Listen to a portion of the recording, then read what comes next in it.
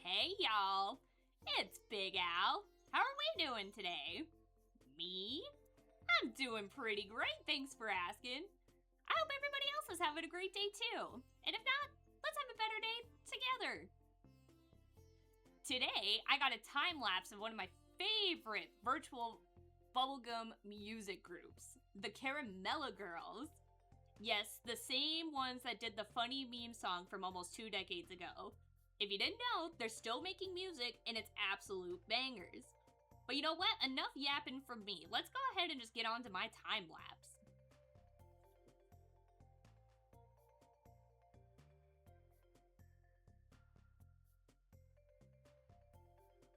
So with this piece, I really kind of wanted to get something cutesy, I went through a lot of different reference pictures on the internet, and I really wasn't having a lot speak to me. I did find one. I'll make sure to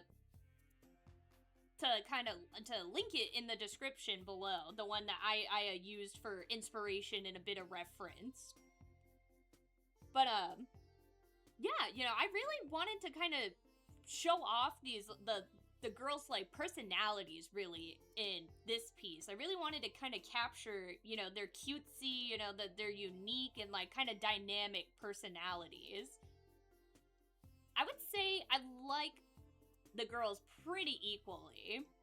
The three of them are just so adorable and their designs are just killer.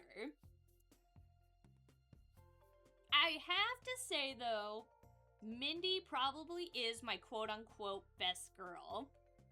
She's the blue one. In case you don't know. You can't even see it yet, so you'll just have to wait and see which one the blue one is. But I would say she's my favorite because I really like her kind of shiny, bubbly presence and her really happy-go-lucky energy. Don't get me wrong, Nadine's sweet shyness and Vera's strong go-get-em attitude make it a really hard competition. But Mindy just kind of scratches that little part of my primate brain.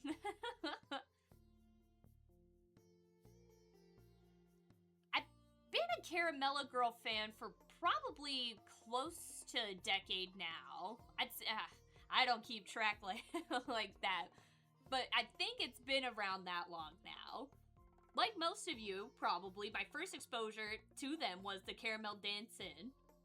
Funny enough, though, I heard that song way earlier than 10 years ago. I just didn't know who they were, thanks to a lot of the nerdy side of the internet and fandom culture from what feels like a million years ago now. Since then, though, since I've learned that they still make music, I've been a fan ever since. I think my hands down favorite song is Tutti Frutti Lover. That song is awesome. I love the bouncy rhythm and the lyrics are just perfectly bubblegum. If you haven't heard of bubblegum EDM before, I totally suggest checking it out. And the Caramella Girls are a great place to start. I'm sure you figured out by now, bubblegum EDM is one of my favorite genres of music. Though, I will say, I consider myself pretty open-minded to all kinds of music. I like a lot of kinds of music. But that's besides the point. Coming up here, we're having a grade A lesson into why anatomy is important. I'm sure you're sitting there screaming at your screen, what is wrong with her right arm?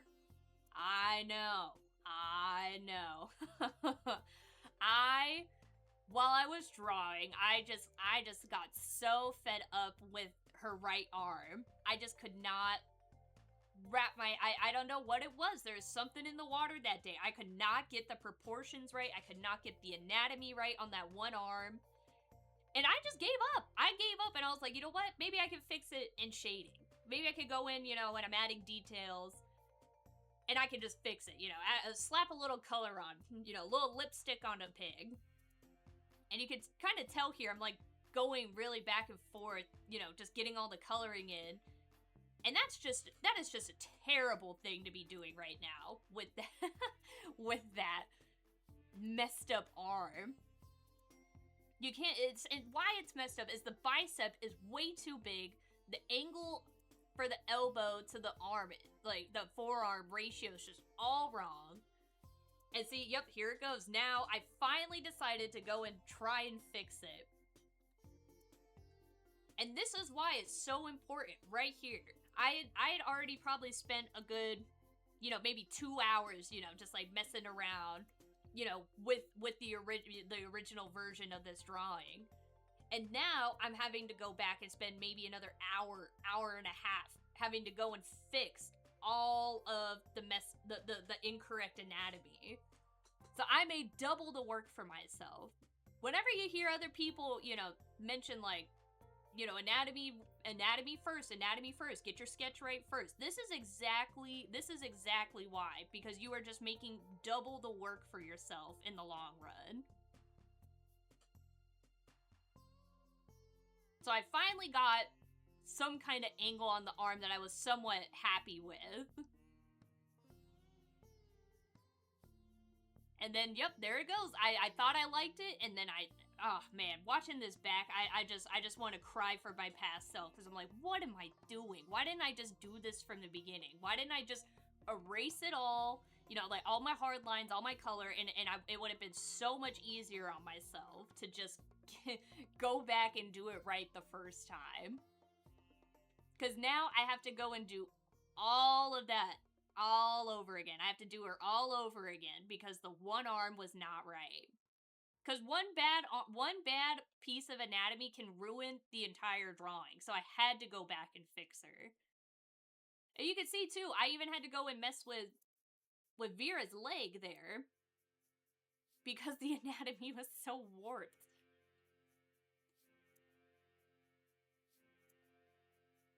Lesson of this story? Do it right the first time, or you're gonna be doing it twice. I honestly was a little embarrassed to show, that I totally flubbed up on my anatomy there the first time. But you know what? I thought about it and I was like, no, this is a great lesson as to why you gotta just start and do it right the first time. You know, if you're having trouble, you know, with a piece of the anatomy, take a step back, you know.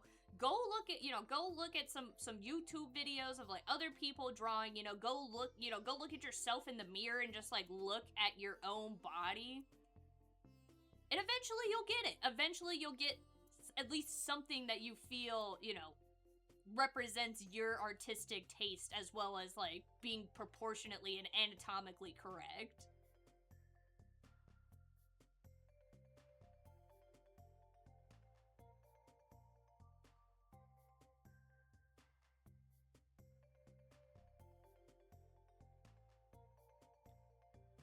So now I'm kind of just going in and adding some, like, very basic skin shading, you know, just giving it a little, like, depth, a little color, you know, just to show, you know, where their shadows kind of lie, their darker spots. Kind of make them look a little more alive, a little more shiny.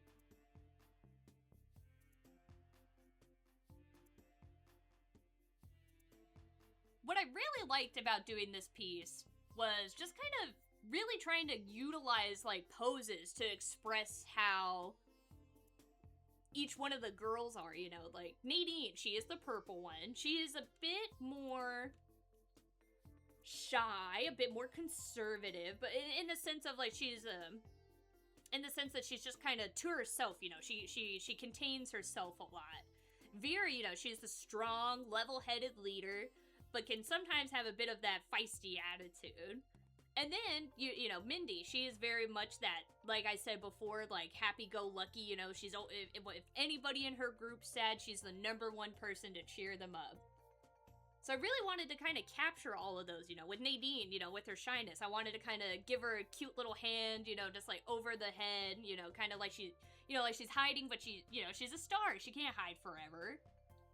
And then with Vera, too, I really wanted to, you know, she tends to be the leader. She's almost always the leader. She's almost always the center in their trio dances. And I really kind of wanted to showcase that she is, like, the base of the group. She keeps everybody up. So it might seem like I'm shafting her a bit, putting her in the back, but I really wanted to kind of capture that she is what kind of holds the team together. So she doesn't always have to be front and center to showcase that she is like a pillar, you know, she is a base for Nadine and Mindy to stand on, to stand with. And of course, Mindy's pose, I think, is probably one of my favorites because I really wanted to capture, you know, the way she, you know, at least to me as a consumer of their media and their music, I really wanted to capture, you know, just like how much she like reaches out to people, you know, that she is, you know, that she's so spunky, you know, she's so silly in a sense too. I feel like she's very silly.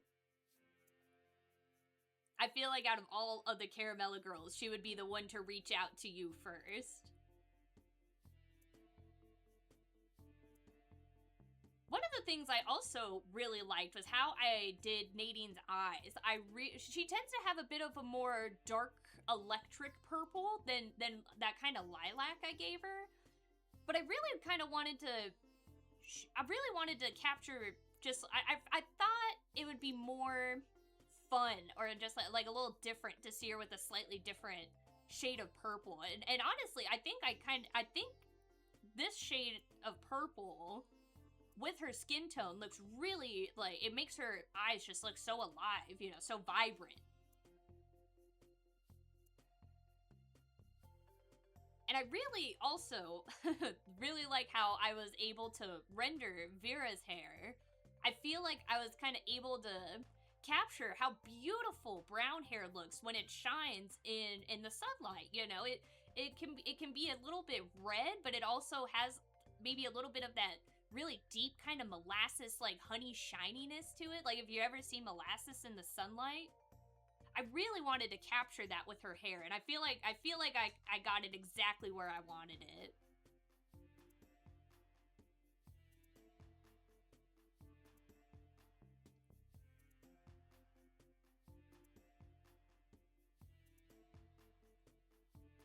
So yeah, here I'm just giving them a little like more face color, you know, make them look a little more alive, make them look a little less flat. I did think about giving them eyebrows, I really did, but I went back and forth on it, and I was like, yeah, they need eyebrows. Their foreheads are too big as satellite dishes. No hate to my big forehead gals and guys, and they thems in between. When I stand next to y'all, my phone gets way better reception. Bless you for having your chrome domes and your satellite dishes.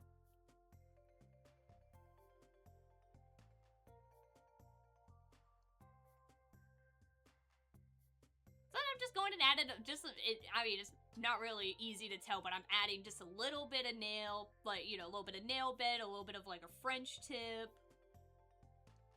I don't know, I just, their hands just looked too pasty. I'm like, they need nails. I'm like, they're like humans. Be weird if, like, you didn't have nail beds. Unless, you know, you had something terrible happen to it. Like, but, you know, on average, most people have their nail beds. And I kind of went with the sky for this one as well, because I wanted to capture that innocence that I feel with every one of their songs, you know. They always give me that feeling of, like, flying, you know. And I wanted to kind of utilize that, like, falling motion in these poses.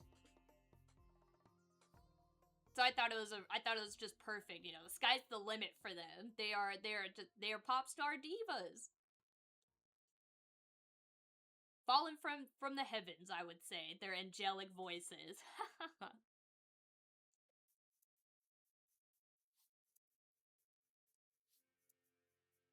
And that is my Caramella girls, guys. What do we think? What do we think? You know, today was a great lesson in why anatomy is important. You know, why it's okay to mess up and just start it again. You know, start it again. And it's also a good way to just remind yourself, like, when you mess up, you know, you just got, you know, take it on the chin, you know. I spent almost 2 hours on that original drawing, and then I had to spend another hour and a half-ish, you know, going and fixing it, just like really looking at it and seeing what I did wrong. And that's not an easy pill to swallow, you know, but I just really thought it was a great way to to kind of show to you guys too that it's totally okay if you mess up. Just keep going. Just keep going. Go back, but don't keep going. Keep going until you realize you messed up, and then backtrack. And then after you fix it, keep going. But yeah, that was my Caramella Girls, you guys. I really hope you liked it. I had a lot of fun showing it to you.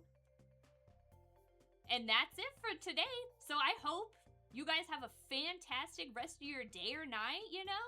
Make sure you do all of those things if you want to see me again. I'm not your grandma. I don't gotta tell you how to see me again.